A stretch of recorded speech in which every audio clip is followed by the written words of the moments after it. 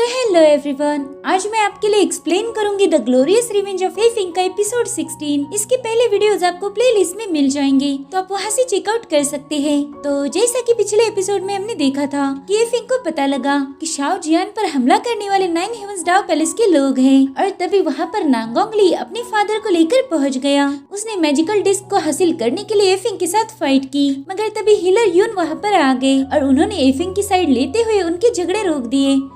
अब नानगोंगली अपने फादर को बता रहा था कि सभी लोग एफिंग की साइड ले रहे हैं, जिस वजह से जेन को बहुत गुस्सा आता है। वो कहता है शायद 100 हब अलायंस किसी भी एरे गेरे का साथ देते हैं, जिस पर शाओलिंग कहते हुए तुमने एरा गेरा किसको बोला है? क्या तुम्हें पता भी है कि एफिंग कौन है? एफिंग गॉड ऑफ एलिक्सर है और उसे मैं यूनवो किंगडम से यहाँ लाई हूँ। वो इतना टैलेंटेड है कि उसके आगे राजा महाराजा भी अपने घुटने टेक देते हैं, और तुम उसे एरा गेरा कह रहे हो। जिस पर जेन कहता है क्या कहा तुमने एलिक्सर? ये लफ्ज तो मैंने पहली बार सुना है। शायद एलिक्सर ऐसा नाम देकर ये तुम्हें उल्लू बना रहा है। मुझे तो लगता है ये कोई आम टेक्निक होगी जो एफिंग की कंट्री में मशहूर है। उसकी बातों से शाओलिंग को बहुत गुस्सा आ रहा था। एफिंग को कोई कुछ बोले ये शाओलिंग को हरगिज भी बर्दाश्त नहीं। तभी यून एफिंग से कहती कि शायद नानगोंग जेन को तुम्हारे टैलेंट पर यकीन नहीं है, तो क्यों न तुम उसे एक डेमो दिखा दो। इसलिए एफिंग हंसते हुए एक एलिक्सर पिल निकाल लेता है और उसे एक सर्वेंट को देकर कहता है कि इसे कंज्यूम करो। अब ये देखकर नानगोंगली कहता है कि छोटी सी गोली क्या कर लेगी। यार एफिंग, तुमने ये ड्रामे बंद करनी चाहिए। अब वो बंदा उस एलिक्सर पिल को लेने के लिए थोड़ा घबरा रहा था। तभी शाओलिंग कहती कि तुम्हें जितना बोला है उतना करो, जल्दी से उसे कंज्यूम करो,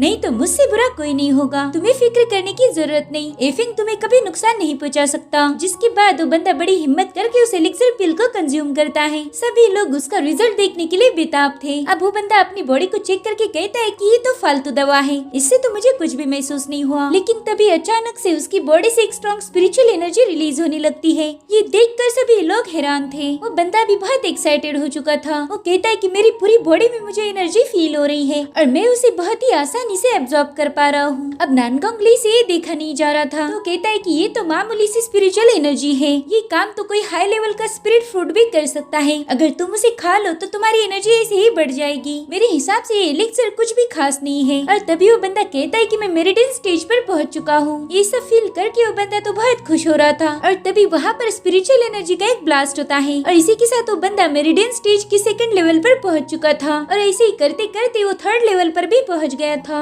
ये देखकर नानगोंगली गुस्से से तिल मिला गया था। वो कहता है कि ये इम्पॉसिबल है। जिसके बाद वो एफिंग पर अटैक करने आगे बढ़ता है, मगर तभी उसका फादर उसे रोक लेता है। लेकिन नानगोंगली रुकने का नाम नहीं लेता। वो कहता है कि एफिंग हम सभी को उल्लू बना रहा है, मैं अभी उसका भाटा फोड़ दूंगा। इतना कहकर उस बंदे पर अटैक करता है, लेकिन वो बंदा भी कुछ कम नहीं था। वो अपनी फीस से उसके अटैक को रोक देता है। अब नानगोंगली पूरी ताकत लगाकर उसे पीछे ढकेलने की कोशिश कर रहा था, लेकिन होता उसका उल्टा है। वो बंदा ही उसे बहुत दूर ढकेल लेता है और ये सब देखकर शाओलिंग की हंसी छूट जाती है। वो कहती नानगोंगली, मुझे तुम पर बहुत हंसी आ रही है। हो तो तुम टोंगजेन स्टेज के कल्टीवेटर, लेकिन मेरिडियन स्टेज वाले बंदे ने तुम्हें हरा दिया। अरे अरे, तुम बहुत कमजोर हो, तुमने तो शर्म के मारे डूब के मर जाना चाहिए। इतना कहकर वो और एफिंग उस पर हंसने लगते हैं। तभी नानगोंगली कहते हैं शाओलिंग की बच्ची, कमी नहीं कही कि मैं तुझे देख लूंगा। लेकिन तभी उसका फादर उसे थप्पड़ मार के कहता है कि अपना मुंह बंद रखो, अपनी का तो नहीं बट मेरी इज्जत का तो लिहाज करो। जिसके बाद नांगोंग जिन कहता है कि वो एलिक्सर काफी एक्स्ट्राऑर्डिनरी है, मैंने आज तक ऐसी चीज नहीं देखी थी। मेरे पास इस झगड़े को खत्म करने का एक सोल्यूशन है। अगर एफिंग हमारी फैमिली को 500 एलिक्सर अगर दे देगा तो हम टियानशु एंड डिस्क को भूल जाएंगे और ये मसला बड़ी आसानी से हल हो जाएगा। जिस पर एफिंग हंसते हुए कहता है कि बहुत अच्छी चाल थी, लेकिन तुम्हारी दाल यहाँ नहीं गलने वाली। मैं कच्ची गोलियां नहीं खेलता। वो डिस्क मैंने फाइट में जीती थी, तो अगर तुम्हें वो वापस चाहिए तो मेरे साथ फाइट करो, और वो भी पूरी ईमानदारी से। अगर तुम वो फाइट जीत गए तो टियानशु एंड डिस्क तुम्हारी होगी। आज से 3 दिनों के बाद अरीना में हम फाइट करेंगे, तो उसके लिए प्रिपेयर्ड रहना। और चलो मैं तुम्हें एक और चीज दे देता हूँ, अगर तुम वो फाइट जीत गए तो मैं तुम्हारे लिए 1 साल तक अलकेमी का काम करूंगा, और वो भी फ्री में। तभी यून कहते ये फिंग ज्यादा जल्दबाजी में फैसला मत लो। नानगोंगली कुछ भी नहीं है, लेकिन उसकी फैमिली बहुत ही पावरफुल और जीनियस है। वो तुम्हें हराने के लिए किसी भी हद तक जा सकते हैं। जिस पर एफिंग कहता है फिक्र मत करो, मैं इसे हैंडल करता हूँ। जिसके बाद वो नानगोंग जेन से पूछता है कि बताओ क्या तुम्हें ये सौदा मंजूर है? तो वो कहते हैं हाँ मुझे मंजूर है, 3 दिनों के बाद मैं तुम्हें हरा दूंगा। और ये सीन यहीं पर कट हो जाता है। अब अगले सीन में हम देखते हैं कि शाओलिंग एफिंग के पास ढेर सारे सोल हर्ब्स लेके आई है। एफिंग कहते हैं शायद तुम्हारे ग्रैंडफादर को लगता है कि मैं वो मैच हार जाऊंगा, इसलिए उन्होंने ये सोल हर्ब्स भेजे हैं ताकि मैं अपनी पावर्स को बढ़ा पाऊँ। जिस पर शाओलिंग कहती चुप करो बेवकूफ, वो क्या है ना, सबको पता चल गया है कि तुम एलिक्सर बनाने में माहिर हो। तो मेरे ग्रैंडफादर ने बहुत सारा खर्चा करके सोल हर्ब्स मंगा लिए ताकि तुम मेरी फैमिली के लिए एलिक्सर बनाओ। वैसे भी तो तुम हमारे घर पे फ्री में ही रह रहे हो, तो इतना तो तुम हमारे लिए कर ही सकते हो। हम तुम्हें रहने के लिए छत दे रहे हैं, खाने के लिए खाना दे रहे हैं, तो तुम हमें एलिक्सर दो। जिस पर एफिंग कहते, वाह मेरी जान, तुम बहुत मतलबी हो, हर एक चीज का हिसाब रखते हो तुम लोग। जिस पर शाओलिंग कहती कि बकबक नहीं करो, जल्दी से काम पर लग जाओ। एफिंग को उसकी बातों से बहुत हंसी आ रही थी, जिसके बाद वो कहता है कि क्यों ना हम एक काम करें, मैं तुम्हें ही अल्केमी सिखा देता हूँ। वो कहती है भगवान अल्केमी, वाह मुझे तो यकीन नहीं हो रहा, इसका मतलब मैं खुद ही ब्यूटी एलिक्सर बना पाऊंगी। जिस पर एफिंग कहते हैं, हाँ मेरी माँ, तुम ब्यूटी एलिक्सर क्या सब कुछ बना पाओगी,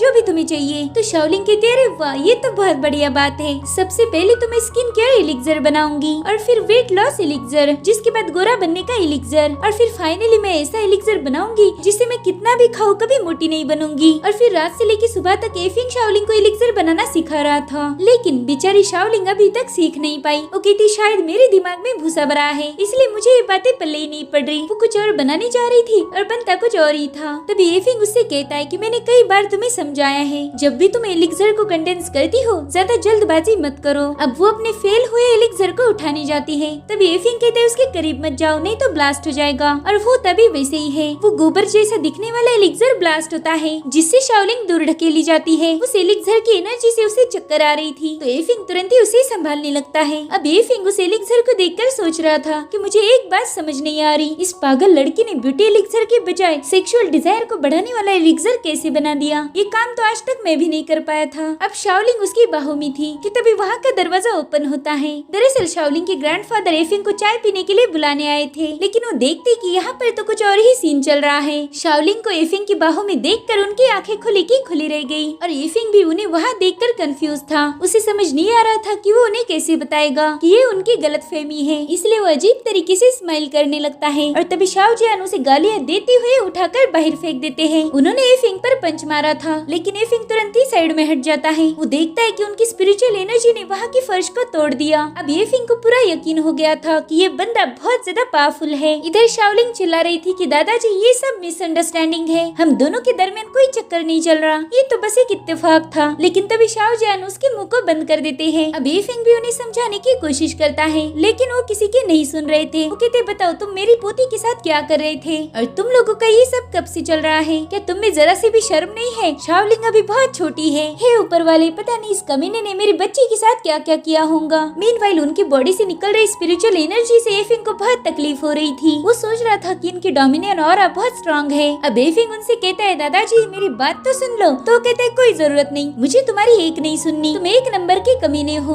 अगर तुम्हें अपनी साइड एक्सप्लेन करनी है तो पहला मेरी एनर्जी से लड़के दिखाओ। और अब हम देखते कि एफिंग के एक पाँव में आग लगी थी और दूसरे में था बर्फ। एफिंग ने आज तक इतनी स्ट्रॉन्ग स्पिरिचुअल ऑरा का मुकाबला नहीं किया था, लेकिन अचानक से ही वहाँ पर ब्लास्ट होने लगते हैं। ये देखकर शाओ जियान भी बहुत हैरान थे। वो सोचती कि ये बच्चा तो बहुत स्ट्रॉन्ग है, ये मेरे फायर और आइस के अटैक को एक साथ ही कंट्रोल कर सकता है। इधर एफिंग देख रहा था कि उसके एक हाथ पर बर्फ थी और एक हाथ पर फायर थी, तो 9-fold इमॉर्टिलिटी की 3rd लेवल का यूज करके उसे ब्रेक कर देता है, जिसके बाद वो एट्रीब्यूट्स मंत्रा का यूज करके वहाँ पर बहुत बड़ा ब्लास्ट करता है, जिससे शाओ जियान भी पीछे ढकेले जाते हैं। वो कहते हैं कि इसके पास 3 एट्रीब्यूट्स की डिफरेंट ऑराज है, ऐसा नजारा मैं जिंदगी में पहली बार देख रहा हूँ। और तभी वो देखते हैं कि एफिंग ने बाइडन की 11वीं लेवल पर ब्रेक थ्रू कर लिया है, फिर भी इसकी ऑरा अभी भी शांत नहीं है। शायद ये बच्चा 12वीं लेवल पर पहुँचने की कोशिश कर रहा है, लेकिन ये तो नामुमकिन है। हमारी कंट्री के टॉप जीनियस भी बाइडन की 10वीं लेवल से ऊपर ब्रेक थ्रू नहीं कर पाए, और ये सीधे 11वीं लेवल पर पहुँच गया। पता नहीं ये एफिंग इंसान है या फिर शैतान है। इधर शाओलिंग अपना मुंह खोलने की कोशिश कर रही थी, तो शाओ जियान फाइनली उसे रिलीज कर देते हैं, जिसके बाद वो अपने ग्रैंडफादर से कहती है कि शायद एफिंग आपके डोमिनेंट ऑरा का यूज करके ब्रेक थ्रू कर रहा है। इधर एफिंग 12वीं लेवल पर नहीं पहुंच पाता, और शाओ जियान ये देखकर चैन की सांस छोड़ते हैं। वो कहते, अच्छा हुआ ये बच्चा 11वीं लेवल पर ही रुक गया। और तभी एफिंग देखता है कि उसके हाथ में कुछ जंजीरें बंधी हुई है, जो कि सेलेस्टियल चेन्स थी। तो एफिंग कहता है कि नहीं, मुझे बाद में कट करना होगा। जिसके बाद वो एल्डर शाओ जियान का शुक्रिया अदा करता है। वो कहता है, आप ही की पावर की वजह से मैं ब्रेक थ्रू कर पाया। और अब एल्डर शाओ जियान का रवैया पूरी तरह से बदल चुका था। वो कहते हैं, इसीलिए तो मैंने तुम पर अटैक किया था, ताकि तुम ब्रेक थ्रू कर पाओ। मुझे बहुत खुशी हुई कि मेरी कल्टीवेशन की वजह से तुम ब्रेक थ्रू कर पाए। अब आगे चल के तुम मेरी शाओलिंग को भी ये सब सिखा देना। अब शाओलिंग उनके बर्ताव से थोड़ा हैरान थी, तो उन्हें कुछ बोलने वाली थी, लेकिन वो इशारों में ही उसे चुप रहने के लिए बताते हैं। अब शाओलिंग भी उनके साथ जाने लगती है। रास्ते में वो कह रही थी कि ग्रैंडफादर, आप तो रंग बदलो गिरगिट की तरह ही बदल गए, क्या मैं इसका रीजन जान सकती हूँ? तो कहते मेरी बच्ची जरा गौर से सुनना, तुमने इस बंदे को अपनी मुट्ठी में रखना है, ये कतई तुमसे दूर नहीं होना चाहिए, उसे अपनी खूबसूरती की जाल में फंसा दो। फिर वो शर्माते हुए कहते कि जब तुम्हारी शादी हो जाएगी तब हमारी शॉ फैमिली बहुत पावरफुल बनेगी। अब उनकी बातों से शाओलिंग को हंसी आ रही थी। वो कहती मेरे भोले दादाजी,